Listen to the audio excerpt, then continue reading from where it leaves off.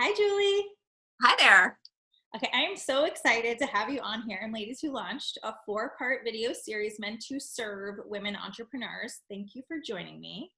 So, for those who are watching or listening who don't know Julie Slack, you are an actress, host, and voiceover artist. And in 2019, you added filmmaker, writer, producer, and director, the mouthful, to the resume when you starred in, wrote, and directed Tree Gang.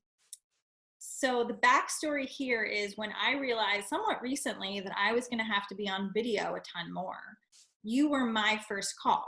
So I wanted to share your wisdom with other women out there who are in similar situations. So let's do that and let's dive in. First question. So for most people, this is going to be the thing that they think of first. What is voiceover? Very good question. I get that all the time. Most of the time when people hear voiceover, they go, oh, can you do a funny voice? Because they think of animation. And yes, voiceover is with animation. But what I do is I narrate commercials, marketing videos, documentaries. So I consider voiceover the art of narration. I'm responsible for making sure that the sound, the voice of a brand really comes through, and that's how people are associating sound with a brand. So you obviously have a lot of experience on film and on social media video. So for any one of us who are having to show up, who it's not something that's totally comfortable, do you have any tips to help us feel more confident, feel better on camera? So the most important thing when you're filming yourself is that you want to come across as being confident. And that's hard because a lot of times when you film yourself, all of a sudden you don't like the sound of your voice. You look back at it, you think you're doing something weird. You don't like the way that you look. So I say the most important thing to start with is to practice. You have to film yourself a bunch of times to see the things that you do, to see the things that you don't do, and to start to work on those, because there are things like you might be someone who blinks a lot and you have no idea of that in real life. But when you're on a tiny screen, all of that is really heightened. Then you want to do things that help you be confident. You want to wear something that makes you feel really good. Pick a great color that looks good on you. Again, test it out on film because things look different. You want to wear makeup, and you actually want to wear more makeup than you're comfortable with. I have a lot more makeup on than it looks, and certainly more than I would ever walk around with. But all those things come across so differently on screen. And especially since we're all professional women, it's very important that, of course, that we're authentic, but that we also speak professionally. So we want to make sure that there aren't any tics in our speech that we might not be aware of. One app that I love, it's called the Teleprompter app, and that's exactly what it is. If I'm filming either on my phone or on my iPad, it actually is a teleprompter so that I am reading it as it goes. Now, I'm someone who has used a teleprompter a lot, so I'm quite comfortable with it, but it's something that anyone can learn. And what's nice about it is you're able to speak very naturally and comfortably, and you're also able to look ahead, and you're not doing things like excessively blinking. So all of those pieces together really help to establish your video brand, and that's what you're looking to do. That answers a lot of questions. I will definitely be downloading that app. What would you suggest in terms of must-have items to have our films, our videos look even more professional? Do you have things that we absolutely need to have? I do, yes. So one of the things that I use all the time is my tripod. That's when I'm filming using my phone. The other thing, for example, right now my computer is on a counter. Either something like that where whatever you're filming with is in a steady place. That's so important, because as soon as you have someone else who's holding the camera and it looks unsteady, or if you're trying to balance it precariously on something, that takes down the level of professionalism. So a tripod, a great ring light. Right now I actually have my ring light on me. I have a bunch of lights in my ceiling, but those can cast a lot of shadows. And so the ring light just makes everything look, just better, makes your makeup look better. And then I also am sitting in front of my background. This is not my wall. You can even travel with it. This one has two sides. It's blue or green. You can pick whatever color, looks really good with you. And I think that that's really important to have something like that because it establishes a consistency. So whenever you're on video, your clients or potential customers can see that you are consistently in front of, the same kind of situation. Yeah, I like that a lot for the branding part too. If you're doing a series or you're on film in a certain way, there's a nice feeling when you're consistently behind it. It's nice branding. Okay, great. Yeah. Also, I'm looking at you right now. Your background is great. I mean, it's really attractive. It's not distracting. I think that's an important thing about having a background like this. It's not taking away from, me being the focus of this.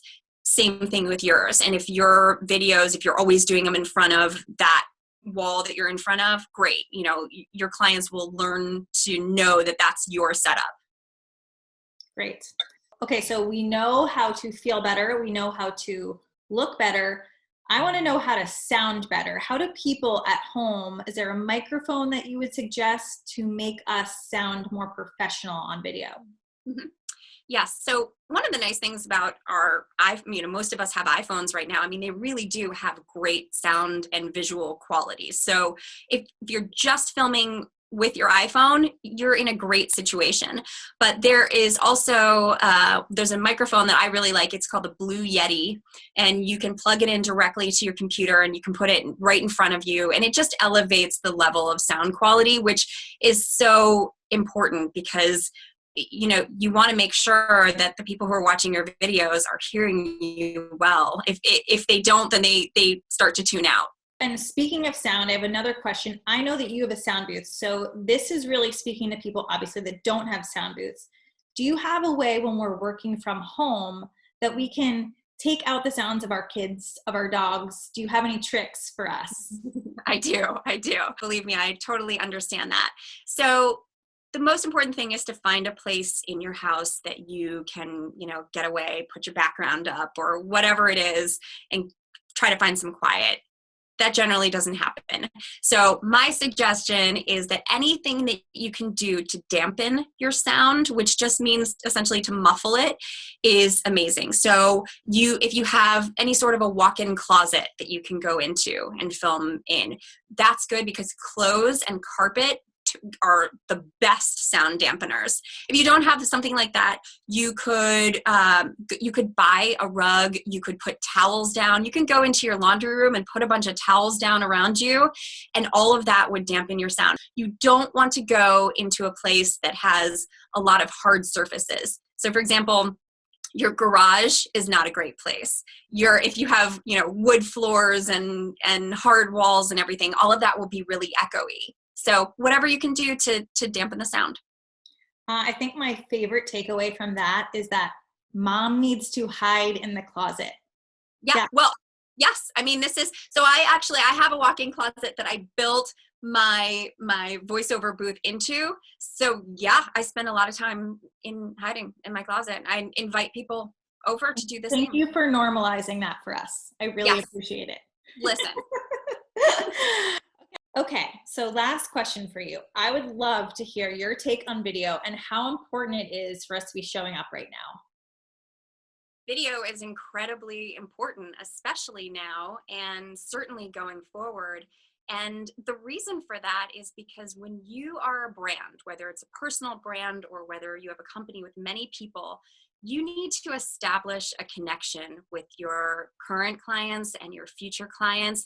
And what better way than to sit and talk with them directly, or so it feels like. When you get to show the elements of your personality, what you look like, how you sound, if you talk with your hands, all those things, you're just opening up and creating this bond that I think is incredibly powerful. And, people, of course, right now, everyone is really, really hungry for connection, but that's always been, and that will continue to be. When you are just constantly in front of people and showing up as you're saying, there's just going to be this identifying factor that makes people remember you. And there's a saying that your brand is actually what people say about you when you're not around. And if you're putting yourself out there and if you're being authentic in a way, which putting yourself on video allows for an authenticity that you can't have in any other way. You can't have it by just having a quote. You certainly can't have it by having a still picture. Really showcasing your authentic self and showing people the good things and your flaws and everything really just draws people into your brand, and it's only going to benefit you. So absolutely, I think video is incredibly impactful, and being able to show up and show the world who you are will just endear them to you. Thank you for that reminder, because it's not always easy for us that aren't as comfortable on video to do it, but you are so right, and it's really powerful to hear it from you. Thank you for doing this with me and for sharing your wealth of knowledge. I so appreciate you. Thank you so much, Jules. My absolute pleasure. Thank you. Okay, have a good one. Bye. Bye.